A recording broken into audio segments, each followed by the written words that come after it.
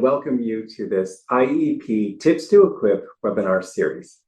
And what we're going to be talking about today is preparation for the IEP team meeting. Let's start with the parents' preparation for the IEP meeting.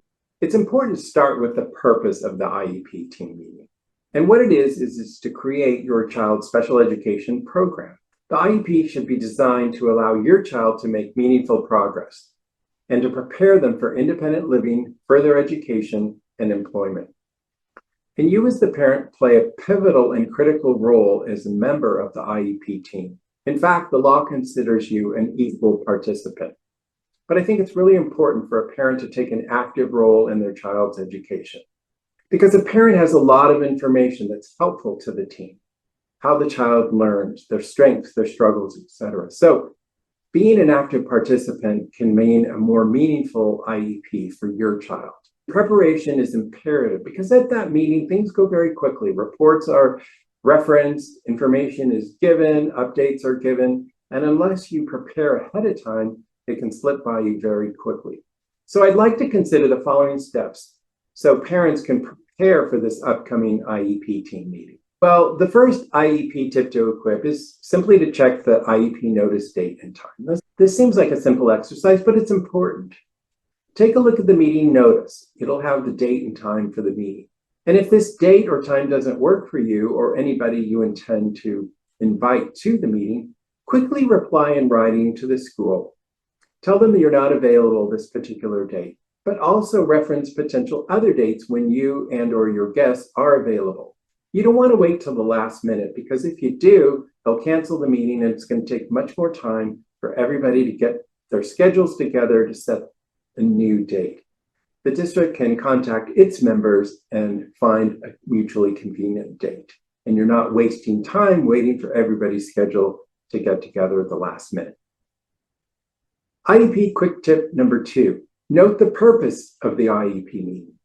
On the notice, there'll be a box that's checked, and it might say initial IEP meeting, or annual IEP meeting, or triannual IEP meeting, or maybe just an addendum IEP meeting. Understanding the purpose of the meeting, you'll be able to better prepare for the meeting. So for example, an initial IEP meeting, and that's where the team decides whether the child's eligible, and if so, what should be the program for that child. In that meeting, a lot is going to be discussed about eligibility. Does the child meet one of the eligibility criteria? Does the child need specialized instruction? So that's going to be the focus of that meeting. In an annual meeting, the law requires the team to meet once a year to update the child's program. So a lot of the discussion is going to be, how has the child progressed or not progressed during the year? Are there some new needs that the child might have? How are the services working? Things of that nature. So it's important to know if that's the purpose of the meeting. A triennial IEP meeting occurs because the law requires the school district to assess the child with special needs at least every 3 years. So in that IEP meeting, there's going to be a lot of information, a lot of assessments in the areas that your child has needs. So for example, if your child has communication needs, speech language, or occupational therapy, or behavior, or socialization, those areas of need will be assessed. And during that meeting, there'll be an assessor presenting information on the assessment that was conducted for your child. And then the team is going to construct a program according to that recent data. But it's really important to understand that and attempt to get the assessments ahead of time to read them.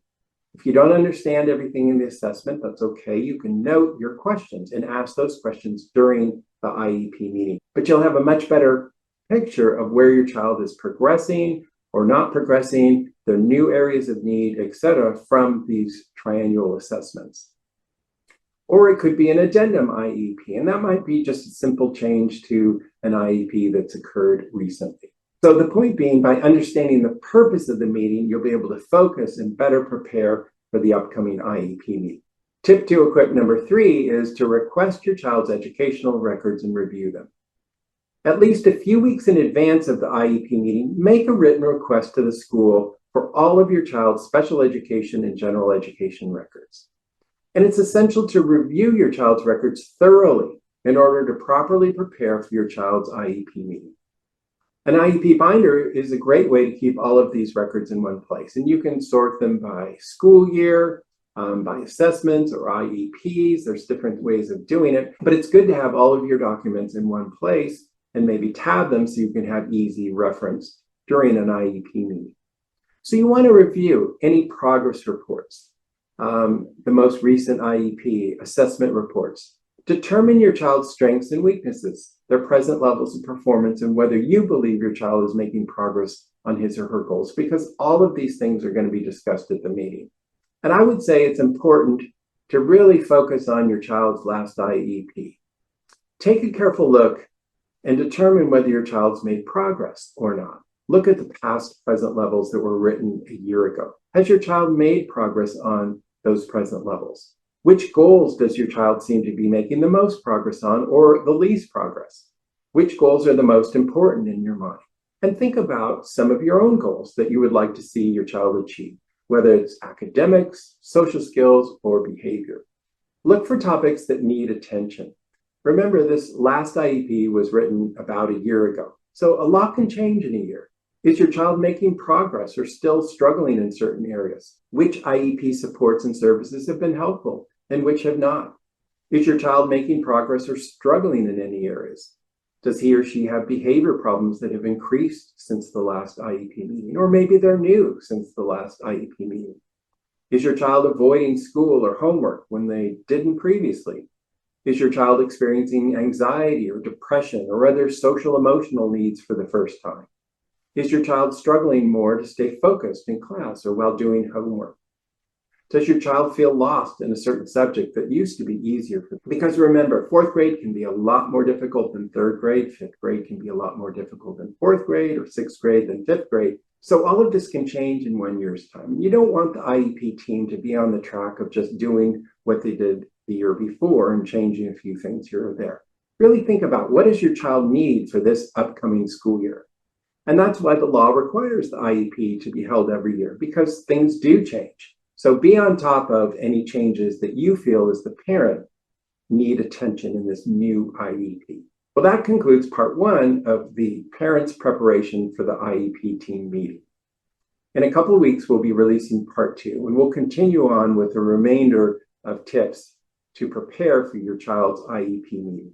Sign up for our newsletter at iepsolution.com for more upcoming IEP Tips to Equip webinars, live workshops, and boot camps that will go into this topic and other topics in special education in much more detail. Thank you for watching this IEP Tips to Equip webinar.